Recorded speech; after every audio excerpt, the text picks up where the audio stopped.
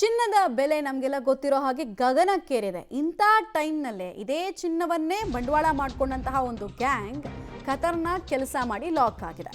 ದಾವಣಗೆರೆಯಲ್ಲಿ ನಕಲಿ gold gang lock ಆಗಿರೋದು.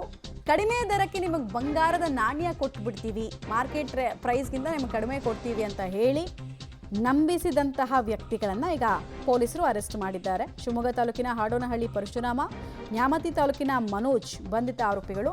ಬಂಧಿತರಿಂದ ಟೋಟಲ್ ಆಗಿ 5.90 ಲಕ್ಷ ನಗದನ್ನು ಹಾಗೂ ಮೊಬೈಲ್ ಜೊತೆಗೆ ವಾಹನವನ್ನು ಜಪ್ತಿ ಮಾಡಿದ್ದಾರೆ ಅನ್ನೋದು ತಿಳಿದು ಬರ್ತಾ ಇದೆ.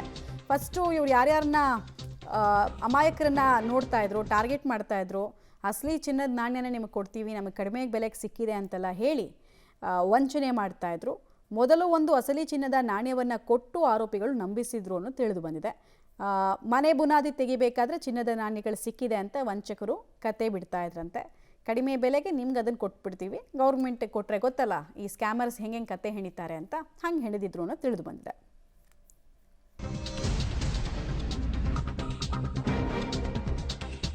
ಯಾರಿಗೆ ಮೋಸ ಮಾಡಿದ್ದು ಅಂದರೆ ಮಂಡ್ಯ ಜಿಲ್ಲೆಯ ಮೂರ್ತಿ ಅನ್ನೋರಿಗೆ ಈ ಗ್ಯಾಂಗ್ ವಂಚನೆ ಮಾಡಿರೋದು.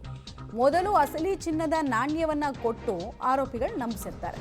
ನಾವು ಮನೆ ಪಾಯ ತೆಗಿಬೇಕಾದ್ರೆ ಅಲ್ಲಿ ನಿಧಿ ಇತ್ತು, ನಿಧಿ ನಮ್ಮ ಕೈಗೆ ಸಿಕ್ಬಿಟ್ಟಿದೆ ಅಂತ, ಕಡಿಮೆ ಬೆಲೆಗೆ ಚಿನ್ನದ ನಾಣ್ಯ ಸಿಗುತ್ತೆ ಅಂತ ಆಸೆಗೆ ಮೂರ್ತಿಯವರು ಇವ್ರು ಕೇಳಿದ ಹಣನ ಕೊಟ್ಟರು.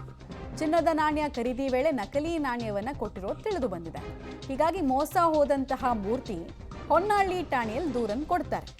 ದೂರಿನ ಅನ್ವಯ ಇಬ್ಬರು ಆರೋಪಿಗಳನ್ನು ಪೊಲೀಸರು ಬಂಧಿಸಿದ್ರು. ಈ ವೇಳೆ ಅವ್ರ ಕೈಯಿಂದ ಸೀಸ್ ಆದಂತಹ ನಕಲಿ ಚಿನ್ನದ ನಾಣ್ಯಗಳನ್ನು ನೀವು ಗಮನಿಸ್ತಾ ಇದ್ದೀರಾ.